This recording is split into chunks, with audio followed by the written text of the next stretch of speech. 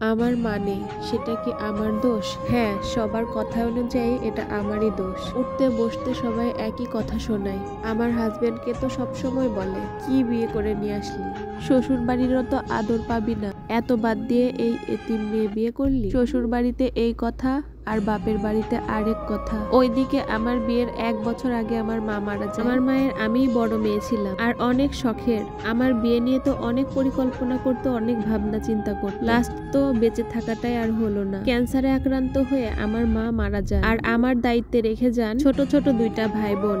ভাইটার বয়স ছিল 2 বছর আর বোনটার বয়স ছিল 8 বছর। আমাকে তখন বিয়ে দেওয়ার জন্য সবাই আমার চাচা চাচিরা তাড়াহুড়ো করতে লাগলো। বিয়ে না হওয়ার সময় পর্যন্ত আমি ওদের খেয়াল রাখতাম। তারপরে যখন বিয়ে হয়ে গেল তখন আমার আব্বু আরেকটা বিয়ে করলো। তখন প্রত্যেক দিনই আমার ছোট বোন ছোট ভাই আমাদের প্রতিবেশীরা ফোন দিয়ে দিয়ে বলতো, তোর ভাই বোনকে খেতে দিচ্ছে না, অনেক মারধর করছে, অনেক অত্যাচার করছে। এগুলো শোনার পরে কি আর মনটাকে স্থির রাখা যায়? এক মুঠো ভাতও কি আর মুখে যায়? আমার মনে হতো যে আমি বেঁচেও যেন মরে গেছি। আল্লাহর কাছে চাইতাম, আল্লাহ আমাদের 3 ভাই বোনকে তুমি তুলে নাও, এত কষ্ট আর সহ্য করা যায় না। একদিকে ভাই বোন 2টার টেনশন, অন্যদিকে আমার শ্বশুর বাড়ির লোকেরা আমাকে কথা শোনাতে ছাড়ে না। সব সময় মনে হয় আমি কাঁদতেই থাকি।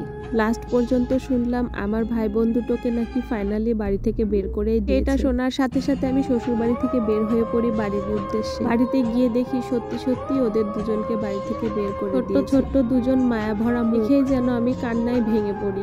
আশেপাশের মানুষজন এসে আমাকে বোঝাতে লাগলো যে ওদের এখানে থাকা হবে না, কিন্তু আমি কি করে বলবো ওই বাড়িতে আমি যত কষ্টে আছি, এদের দুজনকে নিয়ে গেলে তো আমাকেও বাড়ি থেকে বের করে দেবে। ভাবনা চিন্তার পর আমি ওদেরকে আমার নানির বাড়ি নিয়ে যাই। আমার মা আবার আমার নানির একমাত্র মেয়ে ছিল আর আমার একটা মামাও ছিল। মামা সবে মাত্র বিয়ে করেছেন।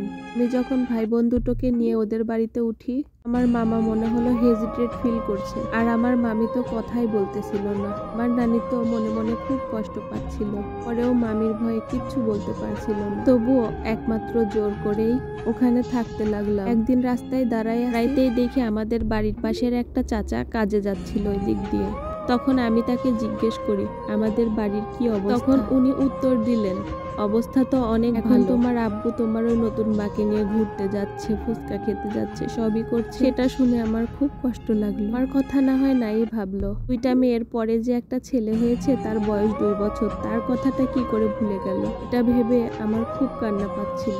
আমার ভাইটার মুখের দিকে তাকালে আরো বেশি কষ্ট লাগছে। তারপরে আমাকে আবার শ্বশুর বাড়ি থেকে ডাকা হয়। আমি ওদেরকে নানির বাড়িতে রেখে শ্বশুর হচ্ছে আমার বাড়ির পাশে নিজের চোখে দেখা একটা আপুর কাহিনী। বিষয়টা হয়তো বা আপনাদের শুনেই খারাপ লাগতেছে, কিন্তু আমার দেখেও অনেক খারাপ লাগে।